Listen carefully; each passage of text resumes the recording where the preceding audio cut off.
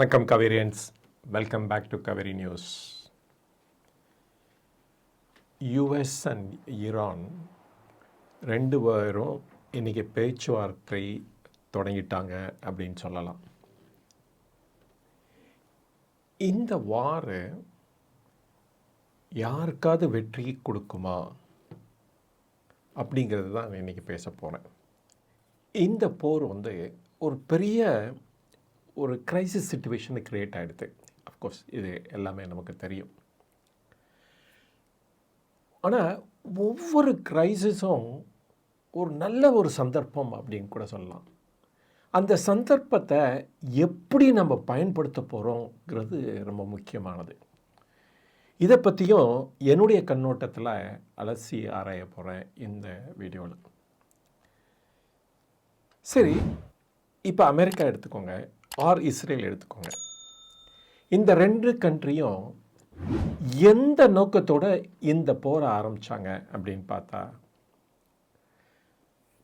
ஈரான்கிட்ட இந்த nuclear weapons இருக்கக்கூடாது. Second அந்த ரிஜிம் சேஞ்ச் வேணும். தெர் இஸ் இஸ்லாமிக் ரூலர்ஸ் இருக்காங்களே, அவங்கள முடிவுக்கு கொண்டாந்துட்டு வேறு வித புது டைப் ஆஃப் ரூலர்ஸ் அங்கே வரணும் அப்படிங்கிறதும் ஒரு எய்மாக இருந்தது. கடைசியாக என்னன்னு பார்த்தா, இந்த ஈரானோட அங்கே இன்ஃப்ளூயன்ஸ் இருக்குது பாருங்கள், அந்த ரீஜனில் ரொம்ப ஹையாக இருந்தது.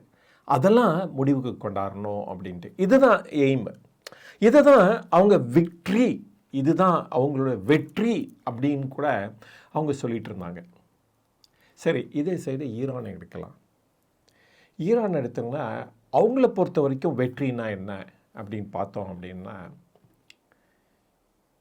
இவங்க ரெண்டு பேர்த்தையும் வின் பண்ணணும், அதுதான் அவங்க வெற்றி அப்படின்னு அவங்க எந்த வித குறிக்கோளும் இல்லை அப்படின்னு தான் தெரியுது. இது வரைக்குமா அட்லீஸ்ட் சொல்லலாம். எந்த வித ப்ராப்ளம் இருந்தாலும் அடிக்கு அடி கொடுக்கணும். அவங்க எதையுமே தடுத்து நிறுத்த முடியாது. ஏன் அப்படின்னா, அமெரிக்காவாக இருக்கட்டும், இஸ்ரேலாக இருக்கட்டும், அவங்களுடைய ஏர்ஃபோர்ஸ் பவர் இல்லைன்னா மிசைல் பவர் அதெல்லாம் ரொம்ப ஹை. அதனால் அதெல்லாம் தடுத்து நிறுத்த முடியாது. அதனால் பலத்த சேதம் உண்டாக்கும் த்ரூ அவுட் ஈரானில். அதுவும் பார்த்திங்கன்னா மிலிட்ரி ஸ்ட்ரக்சரு, இந்த nuclear structure and some civilian areas அது மாதிரி நடக்கும். அதை இவங்களால ஒன்றுமே தடுக்க முடியாது.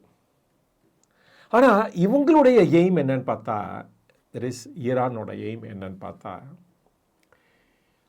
அவங்களால இந்த அதிரடி நடவடிக்கையும் தாங்கிட்டு திருப்பியும் அவங்களுக்கு பதிலடி கொடுக்கணும். பதிலடி அப்படின்னா அமெரிக்கா மேலே பதிலடி கொடுக்க முடியாது அவ்வளோவா.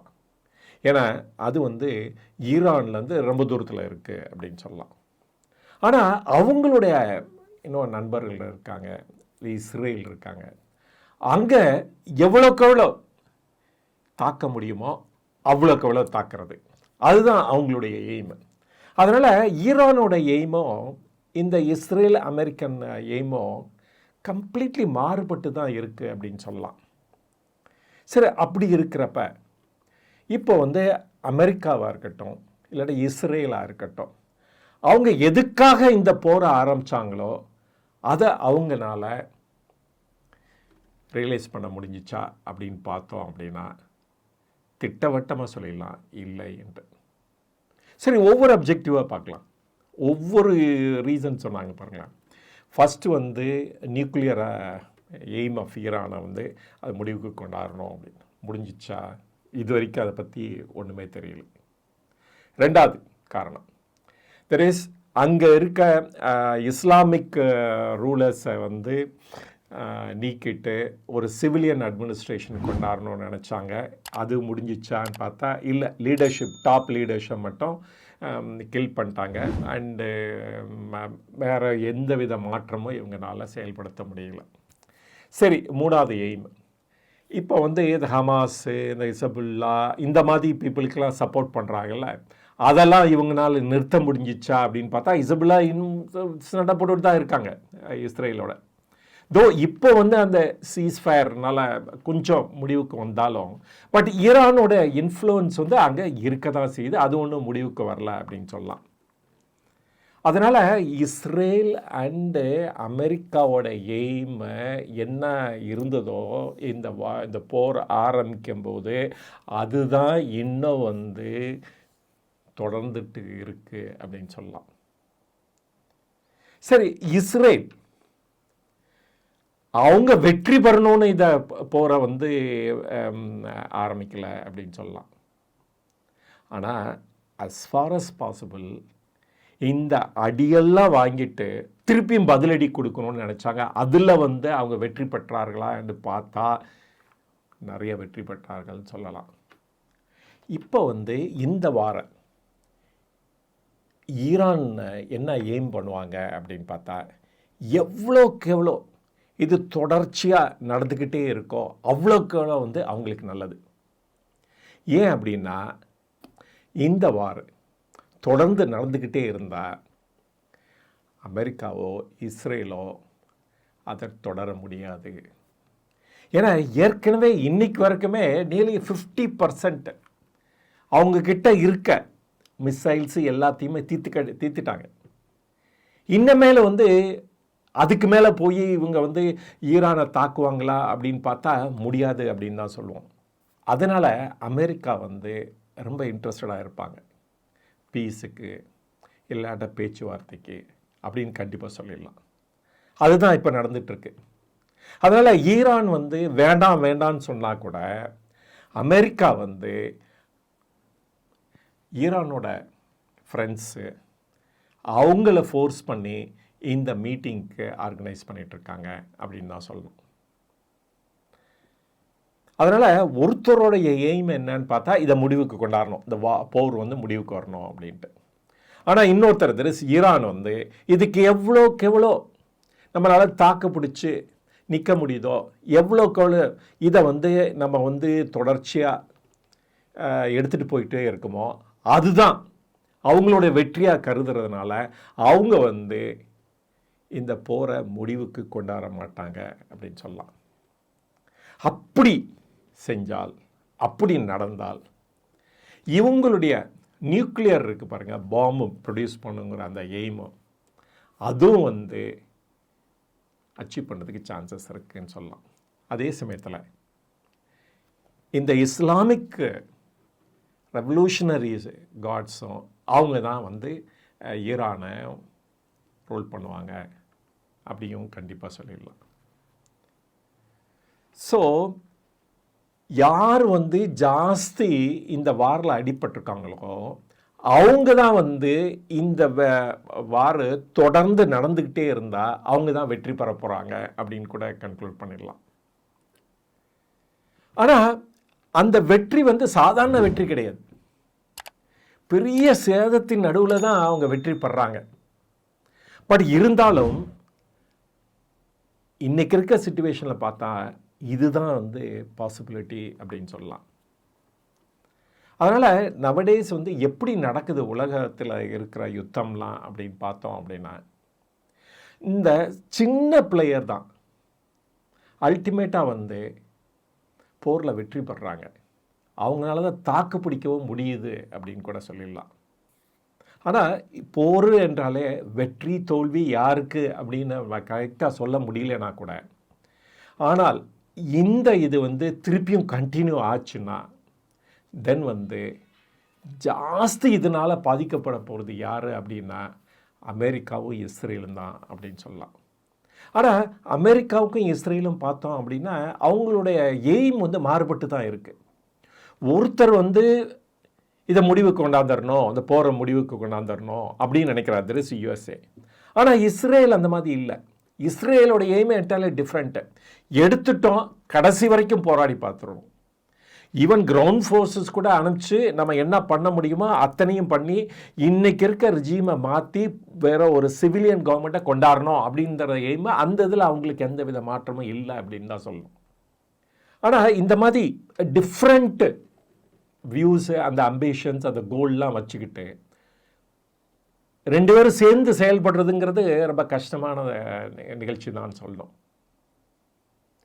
அதனால் இஸ்ரேலோட எந்த சம்மதமும் இல்லாமல் தான் இந்த அமெரிக்காவோட இந்த பேச்சுவார்த்தை வந்து தொடருது அப்படின்னு கூட சொல்லலாம் நம்ம. ஆனால் ஆக மொத்தம் உண்மை, இந்த வேடிக்கை பார்த்தவங்க தான் இந்த இதில் வந்து நிறைய ப்ராப்ளத்தை ஃபேஸ் பண்ணிகிட்ருக்காங்க அப்படின்னு கண்டிப்பாக சொல்லலாம். ஏன்னா அவங்களால வேறு எதுவும் பண்ணவும் முடியாது. ஏன்னா சொன்னாலும் கேட்கவும் மாட்டாங்க. இது வந்து பிட்வீன் டூ பெரிய இம்பார்ட்டன்ட் கண்ட்ரீஸு சேர்ந்து இன்னொரு கண்ட்ரியை தாக்குறதுனால, எல்லாருடைய ஃப்ரெண்ட்ஸுக்கும் தேவைப்படுறதுனால இந்தியா மாதிரி கண்ட்ரிலாம் ஒரு வேடிக்கை தான் பார்க்க முடியும் இந்த மாதிரி நிகழ்ச்சியில் அப்படின்னு சொல்லலாம். ஆனால் முக்கியமானது என்ன அப்படின்னா, இந்த மாதிரி போரில் வந்து ஒரு பெரிய கிரைசிஸ் க்ரியேட் ஆகுது. அந்த கிரைசிஸ் தான் எப்பொழுதுமே ஒரு பெரிய ஆப்பர்ச்சுனிட்டி அப்படின்னு கூட சொல்லலாம். இப்போ இந்தியாவுக்கு என்னென்ன ஆப்பர்ச்சுனிட்டி இருக்குது அப்படின்னு பார்த்தோம் அப்படின்னா, இப்போ பாருங்கள், இப்போ வந்து ஆயிலை வந்து நிறைய டிபெண்ட் பண்ணிகிட்ருக்கோம். நம்ம வந்து இந்த ஏரியாவிலேருந்து வர ஆயில் நிலைய ஒரு 20-30% வரை இருக்குதுன்னு வச்சுக்கோங்களேன். அப்போ வந்து இதனால் நம்ம நிறைய சஃபர் பண்ணுறோம். ஃபர்டிலைசர் கிடைக்க போகிறதில்ல, இல்லாட்டா உங்களுக்கு எனர்ஜி காஸ்ட்டும் ஏறப்போகுது. தெர் இஸ் ஆயில், பெட்ரோல்லாம் கூடிய சீக்கிரம் ஏறிடும். அப்போ இதை வந்து இந்தியா தாக்கு பிடிக்க முடியுமா? இந்த ஒரு இடத்த நம்பி இருக்கிறனால தான் நம்மளுடைய கன்சம்ஷனு, நம்மளுடைய சப்ளை எல்லாமே பாதிக்கப்படுது. அதனால் இந்த இடத்துலேருந்து மாறி வேறு இடத்துல ஷிப் பண்ணுறதுக்கு சான்சஸ் இருக்குது அப்படின்னு கூட சொல்லலாம். அது ஒன்று. செகண்ட் வந்து இந்த எனர்ஜி ஆயில் அண்ட் கேஸ் மூலம் தான் வரணுமா? ஏன் வந்து நமக்கு சோலார் மூலமாக பவர் ஜென்ரேட் பண்ணி, அந்த சோலார் மூலமாக பவர் ஜென்ரேட் பண்ண இதை வந்து யூஸ் பண்ணி நம்ம ஆல்டர்னேட்டிவ் டிரான்ஸ்போர்ட்டேஷனை ஏன் ட்ரை பண்ணக்கூடாது? ஏற்கனவே இன்ட்ரொடியூஸ் பண்ணிட்டோம், அதை இன்னும் பலப்படுத்தி இன்னும் அடுத்த லெவலுக்கு எடுத்துகிட்டு போகக்கூடாதா? அப்படிங்கிறது தான் பெரிய ஆன்சர் இந்த கிரைசிஸில் அப்படின்னு சொல்லுவேன் நான். அதனால் இந்த சந்தர்ப்பம் வந்து ஒரு நல்ல சந்தர்ப்பம். இதில் வந்து கரெக்டான ஒரு இண்டஸ்ட்ரியல் பாலிசி எடுத்தோம் அப்படின்னா தென் நம்ம வந்து இந்த எலக்ட்ரிக் வெஹிக்கிளில் கூட பெரிய அளவில் வெற்றி பெற முடியும். இன்றைக்கி வந்து டெக்னாலஜி இருக்குது, நம்ம வந்து அதில் நிறைய இன்வெஸ்ட் பண்ணி அதில் ரிசர்ச் அண்ட் டெவலப்மெண்ட் பண்ணோம் அப்படின்னா மேபி அந்த பொசிஷனுக்கு நம்மளால் ரீச் பண்ண முடியும் இன் அனதர் 5 years டைம் கூட சொல்லிடலாம். சோலாருக்கு நம்ம வந்து எந்த லெவலுக்கு இனிஷியேட்டிவ் எடுத்தோமோ அதே மாதிரி இந்த பேட்ரிஸு அதை ஸ்டோர் பண்ணுறதுக்கு, அந்த ஜென்ரேட் பண்ண எக்ஸஸ் பவரை ஸ்டோர் பண்ணுறதுக்கெலாம் நம்ம ஆக்ஷன் எடுத்தோம்னா தென் இந்த மாதிரி கிரைசிஸே நமக்கு வந்து ஒரு பெரிய ஆப்பர்ச்சுனிட்டி அமையும். அண்ட் ஃப்யூச்சரில் வந்து இந்த மாதிரி கிரைசிஸே ஆஃப்டர் ஒரு 5 years இதே மாதிரி இன்னொரு கிரைசிஸ் வந்தால் கூட அதுலேருந்து நம்மளால் ஈஸியாக தப்பிக்க முடியும் அப்படின்னு கூட சொல்லிடலாம். நம்ம இது வந்து ஒரு லாங் டேர்ம் கோல் கூட கிடையாது. ஆக்சுவலாக நிறைய எஃபர்ட் எடுத்துட்டோம், அதை வந்து இன்னும் ஷார்ப்பன் பண்ணோம், அதில் இன்னும் ஃபோக்கஸ் பண்ணோம், அதில் வந்து நிறைய இன்வெஸ்ட் பண்ணணும் அண்டு நிறைய என்கரேஜ்மெண்ட் த்ரூ டேக்ஸ் இன்சென்டிவ் அந்த மாதிரி கொடுக்கறது மூலமாக இதை வந்து நம்மளால் நெக்ஸ்ட்டு 5 yearsக்குள்ளே அச்சீவ் பண்ண முடியும் அப்படின்னு நினைக்கிறேன் நான்.